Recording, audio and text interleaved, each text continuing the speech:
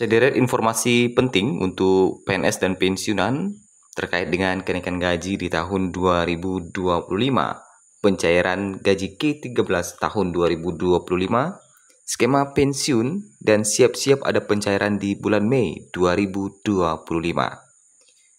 Keempat informasi ini kita sampaikan pada hari ini di Kamis 10 April 2025. Berikut informasi selengkapnya. Kita masuk terlebih dahulu terkait dengan kenaikan gaji di tahun 2025. Sebelum kita masuk kepada skema pensiun dan pencairan gaji ke-13, santer beredar kabar bahwa gaji pensiunan PNS di tahun 2025 akan dinaikkan, dan tidak hanya untuk pensiunan tetapi juga untuk PNS. Kenaikan gaji pensiunan PNS sebesar 16% menjadi perbincangan hangat di masyarakat. Walaupun pemerintah belum memberikan keterangan resmi apakah kenaikan gaji pensiun PNS di tahun 2025 memang akan direalisasikan. Sebelumnya, Menteri Keuangan Sri Mulyani Indrawati memang belum memberikan informasi secara resmi terkait kenaikan gaji pensiunan PNS ataupun PNS. Menteri Sri Mulyani Indrawati menegaskan kenaikan gaji PNS ataupun pensiunan masih dalam tahap wacana. Presiden Prabowo Subianto juga belum memberikan instruksi bahwa gaji pensiunan ataupun PNS akan dinaikkan sebesar 16%. Hal ini juga diperkuat dengan pagu anggaran Kemenkeu 2025 sudah ditetapkan. Untuk menjawab kesimpang siuran kabar terkait kenaikan gaji pensiunan ataupun PNS 2025, akhirnya Taspen buka suara. Melalui akun Instagram resminya, Taspen menegaskan bahwa tidak ada kenaikan gaji pensiunan PNS tahun 2025. Halo Sobat Taspen, kami informasikan bahwa saat ini tidak ada kenaikan gaji pensiun. Terima kasih, tulis Taspen. Lalu berapa nominal pencairan gaji pensiun PNS untuk periode bulan Mei 2025? Gaji pensiun PNS telah resmi mengalami kenaikan sejak tahun 2024 sebesar 12%. Kenaikan PP ini berdasarkan peraturan pemerintah nomor 8 tahun 2024 tentang penetapan pensiun pokok, pensiunan pegawai negeri sipil dan janda dudanya. Adapun rincian gaji pensiunan PNS yang berlaku di tahun 2025 mulai Mei 2025, golongan 1 mendapatkan gaji terendah di angka 1.748.096, sedangkan tertinggi 1A mencapai 1.962.128, 1B mencapai 2.077.264, 1C mencapai 2.165.184, dan 1D mencapai 2.256.688. Sementara untuk golongan 2A tertinggi mencapai 2.833.824,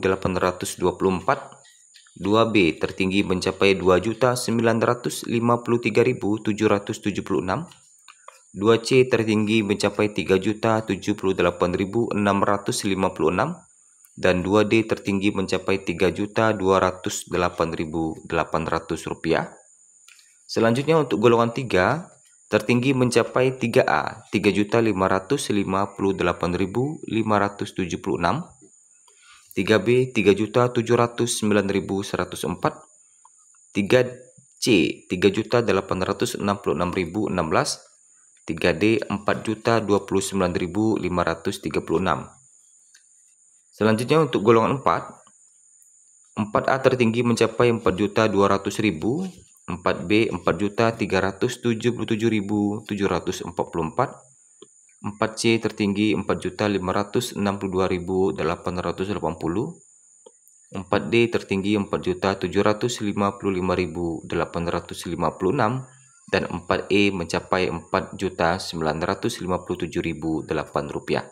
Nah, itu terkait dengan kenaikan gaji dan pencairan gaji di bulan Mei 2025. Selanjutnya kita masuk ke informasi terkait dengan pencairan gaji ke-13. Ini juga ada informasi terbaru. Sebagai informasi, gaji ke-13 akan dibayarkan pada bulan Juni 2025, yang mana bertepatan dengan awal tahun ajaran baru sekolah. Presiden Prabowo Subianto telah menandatangani peraturan pemerintah nomor 11 tahun 2025 yang mengatur kebijakan pemberian THR dan gaji ke-13 bagi 9,4 juta aparatur negara, termasuk aparatur sipil negara, pegawai pemerintah dengan perjanjian kerja, hakim, prajurit, TNI Polri, serta para pensiunan. Presiden mengungkapkan besaran THR dan gaji ke-13 yang diberikan kepada aparatur negara terdiri dari gaji pokok, tunjangan melekat, serta tunjangan kinerja sebesar 100% bagi ASN pusat, prajurit TNI Polri, dan para hakim. Sedangkan bagi ASN daerah diberikan dengan skema yang sama seperti ASN pusat, namun disesuaikan dengan kemampuan fiskal masing-masing daerah. Bagi pensiunan, diberikan sebesar uang pensiun bulanan, kata Presiden. Kemudian, gaji ke-13 akan dibayarkan pada bulan Juni 2025 bertepatan dengan awal tahun ajaran baru sekolah. Selain itu, Presiden menegaskan kebijakan tersebut merupakan bentuk upaya pemerintah dalam membantu masyarakat, khususnya dalam menghadapi tingginya mobilitas dan konsumsi selama bulan Ramadan dan libur Idul Fitri. Nah, itu terkait dengan pencairan gaji ke-13. Selanjutnya, kita masuk ke informasi terkait dengan pesangon pensiun hingga 1 miliar rupiah. Nah, ada beberapa fakta dan data terbaru terkait dengan skema pensiun PNS. Nah, jadi beban APBN yang diharapkan dapat berkurang di tahun 2025 lewat metode pembayaran para pensiunan aparatur sipil negara. Sebagai informasi, postur APBN 2025 menunjukkan bahwa total pendapatan negara diekspektasikan mengalami kenaikan jika dibandingkan dengan RAPBN 2025. Kenaikan tersebut sebesar 8,25 triliun yang ditopang oleh penerimaan negara bukan pajak atau PNBP. Sementara penerimaan pajak dan penerimaan kepabeanan dan cukai cenderung tak mengalami perubahan jika dibandingkan dengan RAPBN 2025. Begitu pula dengan defisit anggaran yang disepakati sebesar 616,919 triliun atau sebesar 2,53% dari produk domestik bruto. Postur APBN 2025 ini merupakan modal Presiden di tahun pertamanya dengan rincian total pendapatan negara 3.005 triliun dan total belanja negara sebesar 3.621 triliun. Kemudian, salah satu cara pemerintah untuk mengurangi beban negara nantinya dilakukannya reformasi pada skema pensiun aparatur sipil negara termasuk PNS yang diperlukan untuk mengurangi beban negara. Opsi yang dimungkinkan adalah fully funded dan defined contribution. Hal itu patut dipertimbangkan karena anggaran yang harus dikeluarkan negara untuk pensiun terus meningkat. Pemerintah juga mencatat tingginya biaya operasional dari tahun ke tahun.